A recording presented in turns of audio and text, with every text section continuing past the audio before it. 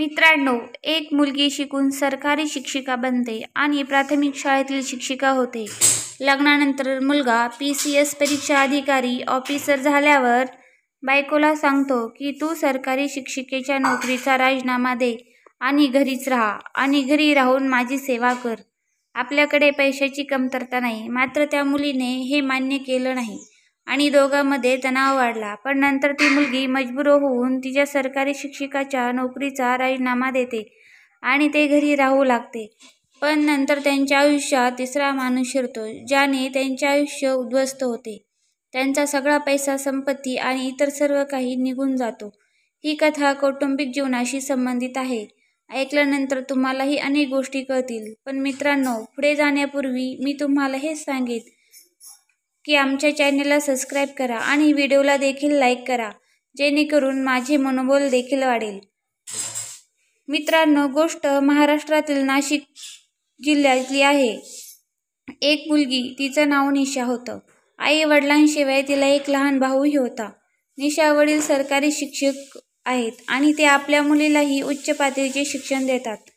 परीक्षा उत्तीर्ण झाल्यानंतर निशा पदवीचा अभ्यास करते आणि पदवीचे शिक्षण पूर्ण केल्यानंतर तिच्या वडिलांनी निशाला B.Ed मध्ये प्रवेश मिळवून दिला आणि नंतर तिला सरकारचे शिक्षणाच्या तयारीसाठी कोचिंग सेंटरमध्ये पाठवण्यास सुरुवात केली. निशा खूप आवडीने आणि मेहनतीने शिक्षण घेत होती आणि तिच्यामुळे आणि देवाच्या कृपेने एक दिवस ती सरकारी शिक्षिका बनते आणि प्राथमिक शाळेतील शिक्षिकाची नोकरी मिळवते. तिचे लग्नही होते. लग्नानंतर मुलगा अधिकारी होतो. ऑफिसर झाल्यावर तो मुलगा त्याच्या बायकोला सांगतो की तू सरकारी शिक्षिकेच्या नोकरीचा राजीनामा दे आणि घरीच राहा आणि घरी राहून माझी सेवा कर, कारण आता आपल्याकडे पैशांची कमतरता नाही. मात्र त्या मुलीने हे मान्य केलं नाही आणि दोघांमध्ये तणाव वाढला. तर ती मुलगी मजबूर होऊन तिच्या सरकारी शिक्षकाच्या नोकरीचा राजीनामा देते आणि ती घरीच राहू लागते. पण नंतर त्यांच्या आयुष्यात तिसरा माणूस शिरतो. त्यामुळे त्यांचे आयुष्य उद्ध्वस्त होते. त्यांचा सगळा पैसा, संपत्ती, बंगला, गाडी आणि इतर सर्व काही निघून जातात. ही कथा कौटुंबिक जीवनाशी संबंधित आहे. हे ऐकल्यानंतर तुम्हालाही अनेक गोष्टी कळतील आणि समजतील. पण मित्रांनो, कथेत पुढे जाण्यापूर्वी मी तुम्हाला हेच सांगेन की तुम्ही आमच्या चॅनेलला सबस्क्राईब करा आणि व्हिडिओला देखील लाईक करा, जेणेकरून माझे मनोबल देखील वाढत जाईल. मित्रांनो, हे महाराष्ट्रातील नाशिक जिल्ह्यातील गोष्ट आहे. नाशिकचे एक मुलगी, तिचं नाव निशा आहे. घरात आई वडिलांशिवाय तिला एक लहान भाऊ देखील होता. निशाचे वडील सरकारी शिक्षक आहेत आणि ते आपल्या मुलीलाही उच्च पातळीचे शिक्षण देतात. इंटरमिजिएटची परीक्षा उत्तीर्ण झाल्यानंतर निशा पदवीचा अभ्यास करते. पदवीचे शिक्षण पूर्ण केल्यानंतर तिच्या वडिलांनी काव्याला B.Ed मध्ये प्रवेश मिळवून दिला आणि नंतर तिला सरकारी शिक्षकांच्या तयारीसाठी कोचिंग सेंटरमध्ये पाठवले. खूप आवडीने आणि मेहनतीने ती शिक्षण घेत होती आणि तिच्या मेहनतीमुळे आणि देवाच्या कृपेने एक दिवस ती सरकारी शिक्षिका बनते. जेव्हा सरकारी शिक्षिका बनते तेव्हा तिच्या वडिलांना खूप आनंद होतो की आपल्या मुलीने माझे स्वप्न पूर्ण केले आहे. आता त्यांना वाटते की आपल्या मुलीचं सेट झाली आणि नंतर निशाचं लग्न लावून द्यायला काही हरकत नाही. म्हणून ते तिच्या चांगले स्थळ शोधू लागतात. तेव्हा त्याचे नातेवाईक, सगळे सोयरे एका मुलाचे स्थळ सुचवतात. तो मुलगाही सरकारी शिक्षक असल्याचे नातेवाईक निशाच्या यांना सांगतात. दोघांची जोडी छान जमणार आहे. त्यामुळे निशाचे वडील ऋतिकच्या घरी जातात आणि त्यांना ऋतिकही खूप आवडतो आणि तिच्या पालकांना बोलतात आणि लग्नाची बोलणी सुरू करतात. आता जेव्हा तिचे आई वडीलही निशाला भेटतात तेव्हा त्यांना निशा पहिल्या नजरेत आवडते आणि लागलीच लग्नाची तयारी ठरवतात. काही महिन्यांनी दोघांचाही मोठ्या थाटामाटात लग्न पार पडते. निशा तिच्या सासरच्या घरी पोहोचते. पती पत्नी दोघेही आपले वैवाहिक जीवन खूप छान होते. प्राथमिक शाळेत शिकण्यासोबत ऋतिक PS परीक्षेत तयारी करत होता. लग्नानंतर सुमारे 6 महिन्यांनी परीक्षा देतो आणि त्याचं पात्रही ठरतो. आता तो एका सरकारी शिक्षकातून PCS अधिकारी होतो. त्याच्यासाठी एक सरकारी ड्रायव्हरही शासनाकडून उपलब्ध करून दिला जातो. त्याला पगार देखील चांगला मिळू लागतो. आता त्याला पैशाची कमतरता नव्हती. त्यामुळे मला वाटले की आपण खूप पैसे कमवू लागलो आहे. पण तो आपल्या कुटुंबाला वेळ देऊ शकत नव्हता, कारण निशा सुद्धा सकाळी लवकर त्याच्या शाळेत निघून जायची आणि ते आपल्या कर्तव्यात व्यस्त झाला होता. दोघेही आपापल्या आयुष्यात व्यस्त झाले होते आणि दोघे एकमेकांना खूप कमी वेळ देऊ शकत होते. म्हणून एके दिवशी अचानक ऋतिक निशाला म्हणतो की निशा, तुझी नोकरी सोडून घरीच राहा, कारण तू नोकरी करून पैसे कमवत आहेस पण आपल्या फॅमिलीसाठी वेळ देऊ शकत नाही. आणि आता आपल्याकडे खूप पैसे आहेत, त्यामुळे तुला नोकरीची गरज नाही. तू फक्त माझी सेवा कर. हे तिला ऐकून खूप राग येतो आणि त्याला म्हणते की मी माझ्या मेहनतीने ही नोकरी मिळवली आहे आणि मी ही नोकरी केवळ पैशासाठी करत नाही, तर मला त्याची आवड आहे. शिवाय माझ्या वडिलांनी मला एवढं शिकवलं आहे, तर मी ते शिक्षण आणि माझी मेहनत वाया तर घालू शकत नाही ना. आणि हे केवळ नोकरी नसून आपले हे स्वप्न आहे, त्यामुळे मी नोकरी सोडून माझ्या स्वप्नाला तोडणार नाही. त्याला स्पष्ट शब्दात नकार देते. आणि निशाचा हा निर्णय अगदी योग्य होता. परंतु या गोष्टीवरून दोघांमध्ये खूप वाद निर्माण होतात आणि तिचे मित्र आणि नातेवाईकही त्याला समजवण्याचा प्रयत्न करतात की बघ, तुझी पत्नी सरकारी शिक्षिका आहे, ही पदवी सहजासहजी मिळालेली नाही, त्यासाठी खूप मेहनत केली आहे. लोक जीवतोड मेहनत करतात तेव्हा कुठे त्यांना सरकारी नोकरी मिळते. एवढी मेहनत करून देखील सरकारी नोकरी मिळेल की नाही याची शाश्वती नसते. त्यामुळे एका छोट्या गोष्टीसाठी एवढा मोठा आणि कठीण निर्णय घेऊ नकोस. आणि तिच्या मनात काय चाललं होतं देव जाणे. त्याने कोणाचेही ऐकले नाही आणि शेवटी मजबूर होऊन निशा तिच्या सरकारी नोकरीचा राजीनामा द्यावा लागतो. ते घरी राहून सासू सासरे आणि नवऱ्याची काळजी घेते, त्यांची सेवा करते. ती तिचे घर गृहस्थी सांभाळू लागते. मित्रांनो, ऋतिक 2012 मध्ये अधिकारी म्हणून रुजू झाला आणि त्याची पहिली पोस्टिंग देखील नाशिकमध्ये होती. आता दोघेही आपले जीवन आनंदाने जगत होते. तेथे संध्याकाळी त्याच्या ड्युटीवरून येतो आणि त्याची पत्नी निशा सोबत प्रेमाने वेळ घालवतो. त्याला जवळपास 4 वर्षे उलटून जातात. देवाच्या कृपेने त्यांना आता मुलगी झाली आहे. कुटुंबाचा आनंद चौपटीने वाढतो. काही काळानंतर ती एक बंगला विकत घेतो आणि त्याच्या कुटुंबाला पुणे येथे शिफ्ट करतो. निशा आता तिची मुलगी आणि सासूसोबत पुणे येथे राहत होती. आता दर 2 आठवड्यांनी त्याच्या घरी यायचा आणि बायको आणि मुलांसोबत त्याचा वेळ घालवायचा. कधी तो काव्याला शॉपिंगला घेऊन जायचा, तर कधी आपल्या मुलीला फिरायला घेऊन जायचा. पण एकदा ऋतिक निशासोबत शॉपिंग मॉलमध्ये जातो. या शॉपिंग मॉलमध्ये अतिशय सुंदर मुलगी काम करायची. जेव्हा तो त्या मुलीला पाहतो तेव्हा तो तिला पाहताक्षणी तिच्या प्रेमात पडतो आणि ती मुलगी त्याला आवडू लागते. काजल असे त्या तरुणीचे नाव असून या शॉपिंग मॉलमध्ये मॅनेजर म्हणून काम करत होती. जेव्हा काजल देखील ऋतिकला पाहते तेव्हा त्याचा पैसा आणि त्याची पॉवर पाहून ती त्याच्या प्रेमात. दोघांमध्ये मैत्री होते आणि संवाद सुरू होतो आणि त्यांची मैत्री हळूहळू प्रेमात बदलते. तेव्हाही संधी मिळायची तो काजलला भेटायला जायचा. पण निशाला कल्पना नव्हती की तिचा नवरा आता दुसऱ्या कोणावर तरी प्रेम करू लागला आहे. पण म्हणतात ना की प्रेम कितीही लपवलं तरी लपत नाही. एक ना एक दिवस त्याचं सत्य सर्वांसमोर येतंच. आणि एक दिवस निशालाही कळतं की तिच्या नवऱ्याने दुसऱ्या मुलीसोबत काही अफेअर आहे. हे कळल्यानंतर निशाला खूप जास्त टेन्शन येतं आणि ती विचार करते की माझा नवरा असा करू शकतो, दुसऱ्या कोणावर प्रेम करण्याचा विचार तो कसा करू शकतो. निशा आता स्वतःलाच कोसत होती की तिने नवऱ्याच्या सांगण्यावरून तिची सरकारी नोकरी सोडली आणि आता तो माझे आयुष्य उद्ध्वस्त करून दुसरीकडे मज्जा करत आहे. या सर्व गोष्टीमुळे निशामध्ये रोज भांडण होऊ लागले. ही गोष्ट एवढ्यावरच थांबत नाही, तर एके दिवशी ऋतिकनं निशावर हात उचलला. तिला रागाच्या भरात खूप मारतो.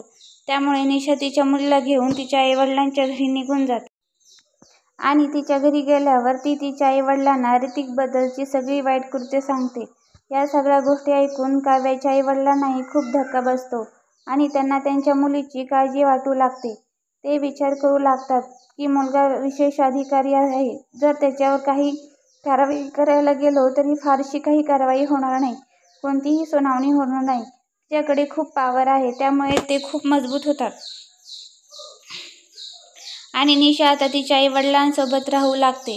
अशीच आणखीन 4 वर्षे निघून जातात. पण तो निशाला घ्यायला येत नाही किंवा तिची साधी चौकशी करत नाही. निशा कोर्टात धाव घेते आणि तिच्या पतीच्या विरोधात अनेक प्रकरणांमध्ये खटले दाखल करते. आतापर्यंत ती वाट पाहत होती की ऋतिक तिला भेटायला येईल आणि तिला तिच्यासोबत तरी घेऊन जाईल. मात्र गुन्हा दाखल करूनही काही साध्य नाही.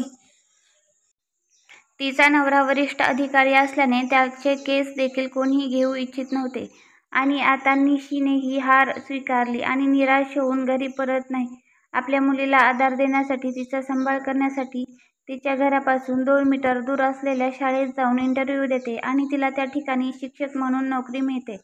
ते 12,000 रुपयाचा पगार आणि तिच्या मुली आणि स्वतःचा उदरनिर्वाह करते. तिचे आई वडील सुद्धा त्याच्याबद्दल काहीच बोलत नाहीत व वडील आधीच नोकरीतून निवृत्त होते, त्यामुळे त्यांचा पेन्शनमधून त्यांचा खर्च उचलत असत. निशा आता त्या शाळेत शिकवण्यासाठी जाऊ लागते आणि विचार करत राहते की मी नोकरी सोडली नसती तर मला असं घरोघरी भटकावं लागलं नसतं. माझी नोकरी असती तर मी माझ्या मुलीसोबत माझे संपूर्ण आयुष्य चांगले व आरामात जगले असते.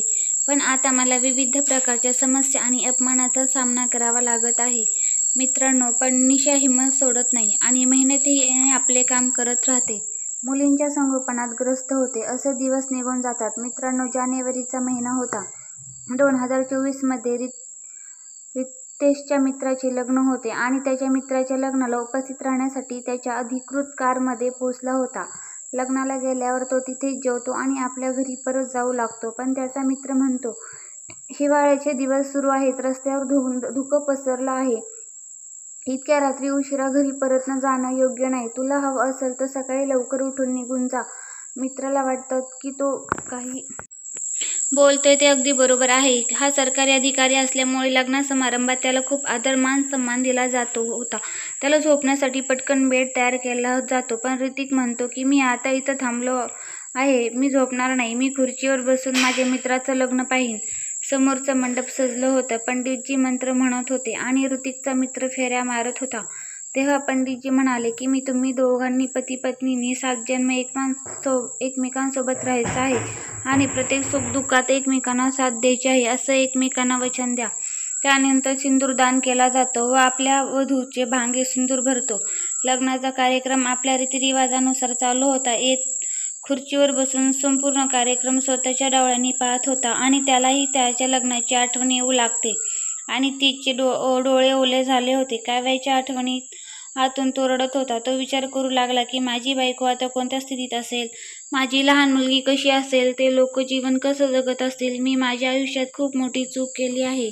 आपल्या मित्राचं लग्न पाहून त्याला त्याचा भूतकाळातील क्षण आठवू लागला आणि मग तो त्याला रोखू शकत नाही. तो सर्वांसमोर प्रचंड रडायला लागला. काही लोक त्याला विचारले धाडसी करतात की सर, तुम्हाला काय झालं आहे, तुम्ही असं काय रडत? तर काही लोकांना त्याचं कारण समजतं. त्यांना माहीत असतं की त्यांची बायको त्यांच्यासोबत नाही. ते लोक त्यांच्या तोंडावर बोलतात की कदाचित त्यांना त्यांच्या बायकोची आठवण येत असेल म्हणून ते आज रसाडसा रडत आहेत. आणि ही गोष्ट खरी होती. त्याची बायको त्यांच्यासोबत राहत नव्हती आणि आज तिची आठवण आल्याने त्याला त्याच्या चुकांबद्दल रडू येत होतं. अख्खी रात्र अशीच निघून जाते आणि त्याच्या ड्रायव्हरला सांगतो की आज ड्युटीला जायचं नाही, तो गाडी सरळ माझ्या सासरच्या घरी घेऊन चल, मला माझी पत्नी आणि मुलीला भेटायचं आहे. ड्रायव्हर गावाकडे गाडी घेऊन जाऊ लागतो. निशाचं गावाजवळ येताच बायको निशा आणि मुली रस्त्यावरून चालताना दिसतात. कारण निशा शाळेत जात असते आणि तिच्या शाळेत ॲडमिशन करून दिलं होतं. घरापासून शाळा फक्त 2 किलोमीटर अंतरावर होती. निशाला पाहिल्यावर तो गाडी बाजूला लावायला सांगतो आणि खाली उतरून निशाकडे जातो.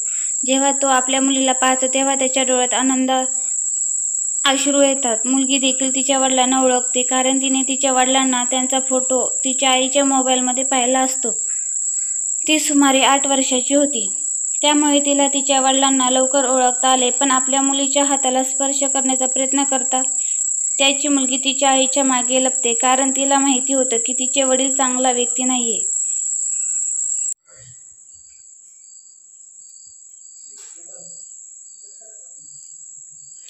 त्याने माझ्या आईला सोडलं आणि मला वडिलांचं प्रेम देऊ शकले नाही. तिच्या आईने तिला या सगळ्या गोष्टी सांगितल्या होत्या. मग आता निशा म्हणते की आता तुम्ही हे रडण्याचं नाटक माझ्यासोबत करू नका, तुम्ही इथं का आला आहात ते सांगा. तेव्हा ऋतिक सांगतो की मला माफ कर निशा, मी तुझ्याशिवाय राहू शकत नाही. तर निशा रागात त्याला म्हणते, आज तुम्हाला माझी काय गरज पडली जे तुम्ही माझ्याकडे इथे निघून आला? तुमच्याकडं तर सर्व काही आहे, संपत्ती, पैसा, गाडी, बंगला आणि प्रेमळ प्रियसी सुद्धा. तुम्हाला माझी काही गरज आहे? 6 वर्षांनंतर आज तुम्हाला कळलं की तुम्ही माझ्याशिवाय राहू शकत नाही, जे तुम्ही मला इथं घ्यायला आला. उभा राहून सगळं ऐकत होता पण निशाला उत्तर देता येत नाही. थोड्या वेळाने तो म्हणतो की तू मला कितीही काही बोलीस तर मी तुला इथून घेऊन जाईल. मग निशा म्हणते की तुम्ही कितीही प्रयत्न करूनही मला इथून तुमच्यासोबत घेऊन जाऊ शकत नाही. मी 4 वर्ष रोज येण्याची वाट पाहत होते, तुम्हाला माझी एकदाही आठवण आली नाही. मी आता माझ्या मुलीसोबत जगायला शिकले आहे. आता मला तुमची गरज नाही कारण माझ्या मुलीला सांभाळण्यास समर्थ आहे. आता तुम्हाला आमच्या आयुष्यात ढवळाढवळ करायची गरज नाही. तुम्ही इथून जाऊ शकता. मित्रांनो, यानंतर ऋतिक निघून गेला. स्वतःला खूप कोसत होता. केलेल्या चुकाबद्दल त्याला खूप पश्चाताप होता. त्याची प्रेयसी देखील सर्व पैसे घेऊन निघून गेली होती. मित्रांनो, निशाने पतीला स्वीकारले आणि स्वतः तिच्या आयुष्याचा संघर्ष केला. आपल्या मुलीचे आणि स्वतःचे आयुष्य सुधारण्यात घेतलेला निर्णय योग्य होता की चुकीचा? तिने आपल्या पतीला माफ करून त्याच्यासोबत परत यायला हवं होतं की नाही, जसं तिनं ऋतिकसोबत केलं होतं? तो निर्णय कसा होता आणि तुम्हाला आजची कथा कशी वाटली हे कमेंट करून नक्की सांगा.